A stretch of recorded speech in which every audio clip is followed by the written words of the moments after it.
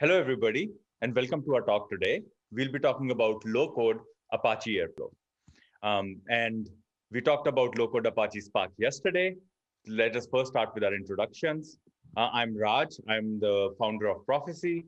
And before this, I worked in compilers at Microsoft. I was one of the authors of CUDA at NVIDIA. And then I worked in databases, first as an engineer, and then I was the product manager of Apache Hive at Hortonworks. Saw a lot of data engineering, and now Prophecy is focused on making data engineering very easy for everybody. Also with me is the co-founder, Machik, and he's an expert in Spark data engineering, Spark expert in Spark machine learning, and he'll be doing the demo today. So as we look at low-code Apache Airflow, it's all about making Airflow super easy to use, right? So this is something that's a new feature. We are presenting it for the first time. So yesterday, we talked about how data engineering is just too hard and too slow. How, in development, standardization is hard, enabling a lot more users and making them productive is super hard. Today, we'll be focusing on metadata, right? And for most of the people that we work with, metadata search and column level lineage is not something that they have, on Spark. So what are the use cases, right? So typically, if you're in data engineering, let's say you have a governance need and you have social security data in one data set. And perhaps you have 10,000 workflows that are moving it to many, many other data sets. So now you want to track, right, this column, which all other data sets did it end up in? And column level lineage helps you do that. Or perhaps you are changing a particular column. You're saying, I'm removing a column from a data set. What you want to know is that other teams, other projects that are downstream, is one of them going to get affected, right? So you want to do impact analysis, or perhaps you're a data analyst, right? And you're looking at a value and you're saying, hey, how was this value really computed? You know what the definition is, but you want to know it was computed correctly before you make a decision on it. So for all of them, these use cases, column level lineage is super critical. It's something that, most of the people we work with want and don't have. So we'll show you how we do it and give you a demo of this. The second thing we'll dive into is scheduling. So now, scheduling, Apache Airflow is good. It gives you a lot of basic primitives for scheduling, but scheduling on top of that is still very, very hard. And as an example, we work with some Fortune 50 companies. Some of them are like, okay, I am moving 20,000 workflows to Databricks. How do you want me to schedule them, right? It's like, should I write 20,000 schedules manually, right? So you run into these problems of how do you write that many schedules? How do you deliver them? Make sure each one has the latest version of the workflow. If something fails, how do you recover? How do you monitor them? And perhaps there is cost optimization, right? Because if you spin up one cluster per workflow, soon you'll be just spending all your time spinning up and spinning down clusters. So we will give you a demo of low-code development of Apache Airflow and tell you about some new things that are coming right after. So as we mentioned before, if you're a data engineer, you have use cases of impact analysis, understanding, or you're a data analyst, you want to understand the value. If you're a metadata architect, you want to have PII information and so on. And these goals require a few features, right? So first is automated lineage computation. What that means is that if you have your code, can the lineage be automatically computed from there, and can it be stored? So it's a place where, if you have a metadata system that's separate and says, hey, you have to use these API calls to add lineage, you're never going to be up to speed. So automated computation is super important. The second thing is it needs to be multi-level. So you might say, I want to look across data sets and workflows across projects. And then once you are within a workflow, you might want to dive in, and the workflow can be very big. So you want to pinpoint exactly where the change was made. And finally, you want to be able to search, right? You want to be able to search by columns and say, where all is this column used? You might even have a user-defined function, and you're like, where all is it used in all my workflows and data sets, right? So you can search by authors, by columns, by even use of functions and expressions. So we will give this as the second demo. Now we'll move on to low-code scheduling. So low-code scheduling is basically where you can use visual drag and drop to build Airflow workflows very, very quickly. So first focus is it has to give you rapid development. That means you can do quickly, you can do drag and drop and enter only the essential values. Everything else is automated. Number two, what about the deployment, right? So let's say you've deployed into a test environment, into a production environment, and a workflow changes. Now you have to rebuild the jars, redeploy the jars, right? So there has to be automated deployment, but it also has to be automated where all new redeployments can happen without any manual intervention. Finally, once you have done, okay, now you're able to develop, now you're able to deploy, finally, you have to monitor. And when you have to monitor, you want to be able to browse all your deployments, all your runs, and see what's working, what's not, what is delayed, and perhaps later, which of the parts are the ones that are taking most resources. All right. And now, just before the scheduler demo, I want to give a quick summary of how Prophecy works with your infrastructure. You have your Git, you have your shell, you have your Spark, your Airflow. So you have your infrastructure, which you are using currently. Prophecy adds a data engineering system on top.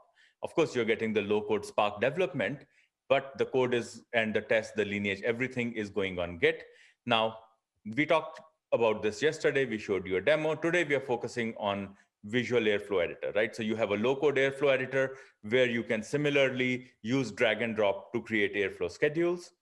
The code that you're creating ends up on Git in completely open source format. So it's 100% open source code. It's in Python. It's exactly as you would handwrite it.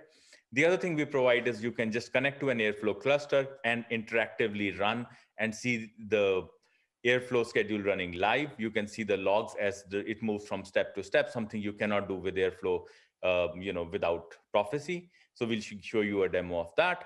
And finally, we'll show you a demo of metadata search and lineage, how you can search across all the columns, the data sets, and also we'll show you lineage, how you can track values across your entire data engineering system.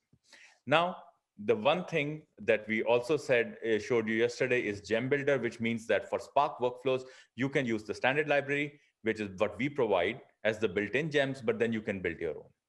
This is something that is available, for Spark today, but will be available over the, in the next 2-3 months toward the end of summer on Airflow as well. And of course, for Spark, we support both Scala and Python. For Airflow, it'll just be Python. All right. And now, if you don't want to worry about any of these details and you just want to use a simple low-code system, you can use that and not worry about any of these details and make yourself more productive. With that, let's move on to the demo. In the demo, we'll talk about schedule development, low-code Airflow development, where you'll use drag and drop to build Airflow workflows, and then see how you can run them interactively and deploy them to Airflow for production. Also, we will do demo of search and column level lineage at the end. Hi, everyone. Thanks for coming. Yesterday, we have shown you how to build a complete end-to-end data engineering pipeline directly in Prophecy in under 5 minutes. Today, what we're going to do is take that pipeline and schedule it using Prophecy's low-code Airflow scheduler. So the first thing that you're going to see when logging into Prophecy is, of course, your project and the metadata screen, the center of your data engineering. Right here, we have the workflow that we have created yesterday. And so let's just go ahead and create a new schedule.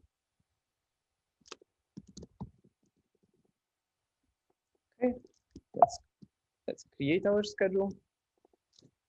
Wonderful. So now what you're seeing here is the empty white canvas on which we can start drawing our operators and the gems that will do the actual scheduling. So we can get started here. So what we would like to do is to essentially run our workflow whenever new data shows up on the S3 bucket, and then do some cleaning steps after that.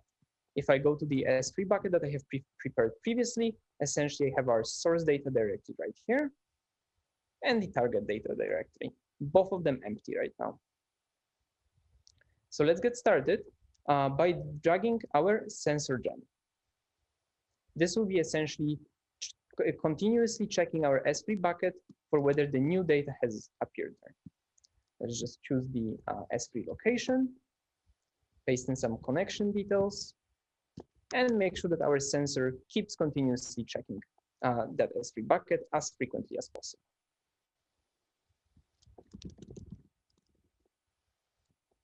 Okay. Now, after that sensor has finished, let's make sure to run our workflow. So I can just drag and drop our workflow, connect it together, And the only thing that really we have to specify within the workflow is just choose the workflow name. Now this workflow is going to run on EMR. However, Databricks is of course supported as well. If you do need to provide any configurations to the workflow, you can do it directly here, and you can use all the predefined variables that you could use normally in Airflow.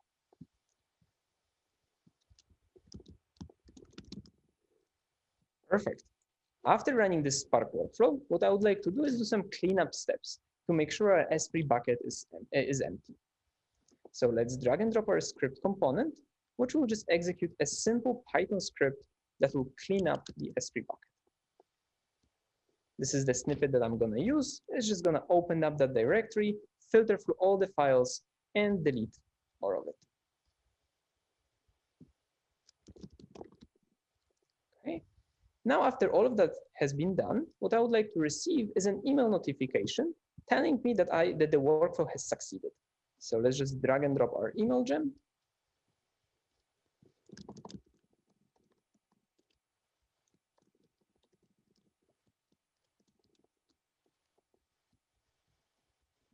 That's going to be our success notification. But also, in case of failure, if the workflow has failed, I would like to receive a notification of that happening as well. So let's just drag and drop another gem, specify my email.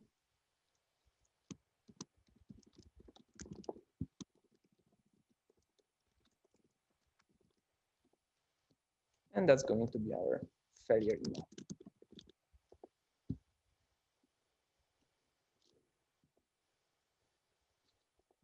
Wonderful. So now that we are done with our our schedule that we have just done in like 3 minutes, we can actually go ahead and run it to make sure it's going to run correctly. Now, Prophecy offers 2 different modes of running your schedule. One of them being the deploy, which is actually going to build the jar, run all the CI/CD steps, push it to the correct release branch, and then make sure that your Airflow schedule keeps running continuously at your specified configuration. The other option, however, that we have just went with now is the interactive run, which will allow you to quickly check if your DAG is doing the right thing by just running it one time on Airflow. So I can see directly all the steps running right here. So the very first step, which is my build of the workflow, is happening right now where the jar is being built. And I can already see that has finished successfully. Now my DAG file is being created. If I do want to specify any configurations in terms of when I want to start my workflow, how often should it be scheduled? Of course, I can do that directly from within here as well. Okay. Now, however, remember that Prophecy is not just a visual drag and drop tool. Code is behind everything that we do, and also between the schedule, of course. So I can just click on the code tab, and now I can see here my actual DAG definition, with all the functions for each operator being neatly defined here for my run, spark, and failure, and all of those, and the actual connections. I can see the graph components here as well. So I can see my success notification and failure, the sensor, and all of that stuff has been generated for us here without any work from me. Okay, now I can see that my sensor has already started, and I can just hover over it to see the logs, and I can see it's already poking for my S3 directory. So let's actually go ahead, open up that source data directory, and in real time, let's drag some data set here. Let's just allow that. Now going back to our schedule, what we're seeing here is that this sensor will keep poking until it finds that data. Let's just wait for that to finish. And just like that, we can see that the sensor has finished. So now it's ticked, and our workflow has actually started the computation. So now the actual jar has been submitted to our cluster, and we can see the status of that and all the logs related to it. And it's about to actually get, the job is about to actually get started. Now, in the meantime, while this is happening, it's worth to remember that, of course, not only you can see that code here, but also directly on the Git that we have configured yesterday. So all of your schedules are visibly directly here. You can go to the code, preview the code here, and of course, edit it as well. Apart from that, For your production jobs, what Prophecy provides is the full monitoring screen. So directly from my data metadata, I can just go to my deployment management screen. This allows me to see all of the schedules that has been created in the past and are actively running. So I can see that I have actually 2 schedules here that I have created before that are running some workflows daily. And all of them are so far doing so good, and they've been running 3 times already. Of course, if I want to, I can disable them, or I can dive into the Airflow interface directly. I can also see the run history for all of those schedules and actually dive into the logs for any one of the tasks. So for instance, this schedule is running some workflow. I can very quickly inspect the logs from that. Prophecy, however, does not introduce any magic, right? So behind all of this stuff, there is pure Airflow sitting in the background, and I can inspect all the same DAGs, logs, and information directly there. Even the one that is running interactively right now, I can see directly here. So this is the preview for our DAG that we have just created, right? We can see that our check data already has finished. It's running the workflow and it's waiting for it to finish. And if I want to, I can of course see the code, which we have neatly inlined here as well. So you can see the whole code here. And of course, for any one of the DAG tasks, you can just open it up and directly see the logs for it as well.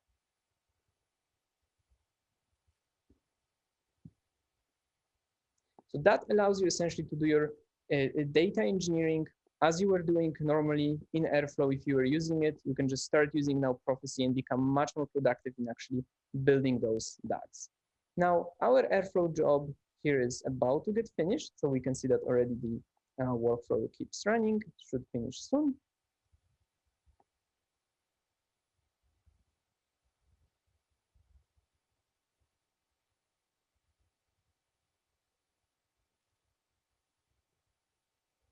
And of course, if we want, we can inspect the logs further for that, right? So if we want to look at the EMR logs directly from Airflow, we can do that directly as well. And there we go. So our job has finished and successfully completed. Our component has been already ticked mark. Now our cleaning up step has started processing. So if we open our S3 bucket again, we can see that our target data already contains our results.csv, which has the report that we've been building yesterday. And our source data has disappeared, which essentially means that it has been cleaned up.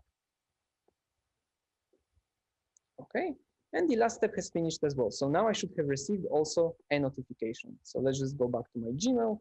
Let's refresh it. And there we go. So we have our successfully completed step. Awesome. So this was essentially a complete building pipeline in Airflow that anyone can just pick up and start using and put your actual workflows in production. Now, the question is, what happens later, right? What happens once we have many different workflows that start operating between each other, producing data, reading and writing, and all that stuff, right? We would like to understand how the data flows. What Prophecy provides you is the lineage view. So we can just go in directly. I have here prepared the special Spark Summit demo project where I have 2 workflows here that are preparing some data and generating our report. And I can also see all the data sets that are related to those workflows within this project view. What I can do now is click on this icon right here to take me to the particular data set, to the lineage screen. So I can see that this customer's data set is used by 1 customer amounts workflow that is also using the orders data set and is creating 2 new other data sets, SSN customers and report. I can, of course, switch freely between those data sets to see how they're being created and how they're creating other downstream data sets. Now, what I can do is also, of course, choose any column out of those data sets, inspect the schema of those columns, and see how are those columns being modified within this flow. So for instance, I can see that this customer amounts is modifying this last name column that I have selected. I can do a deep dive into that workflow and see that there is a aggregate component that in this case is just doing some max on this last name, which is of course highlighted for you directly in the code as well. Now, thanks to the quick browse, I can just quickly go back to the previous screen I was on And let's actually try to run through some examples, right? So let's say that I have this customer's SSN column, which is my private PII value information that I would not want to expose to my final report. I can just quickly select that column and I can see it being used within this data set and flow to the customer's SSN dataset. But it does not flow to the report dataset. That's great. It means that it's not used by the dataset. I don't have to worry about that information. Another thing that I would, for instance, want to do is inspect how my amounts are being computed. So I can just select my amount column in the report, and I can immediately see that on the upstream, there is a sum that is computing that amount value. I can actually go in, open that workflow, open the aggregate component, and see that the code highlighted for me right here that is summing up the amounts. So thanks to the Prophecy lineage, not only you can now be much more productive when actually building your pipelines and understanding how they work, but now you can also figure out where all of your data and columns are flowing, whether all the PII values are secure, and whether all of your PII values secure, I'm sorry. So with that, off to you, Raj. Thank you so much for the demo, Maciek.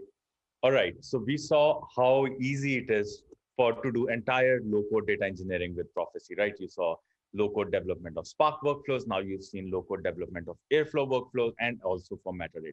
Also, you can see that all of them work well together, right? So with that, we want to talk about one more thing, which is a roadmap item. Tentatively, we're calling it Scheduler Gen. And this is something where we've had a lot of, like we said, we work with the Fortune 50 companies. And the problem that we run into is this, right? They have 10,000, 20,000 workflows. They come to us and say, hey, do you want me to write all these workflows manually?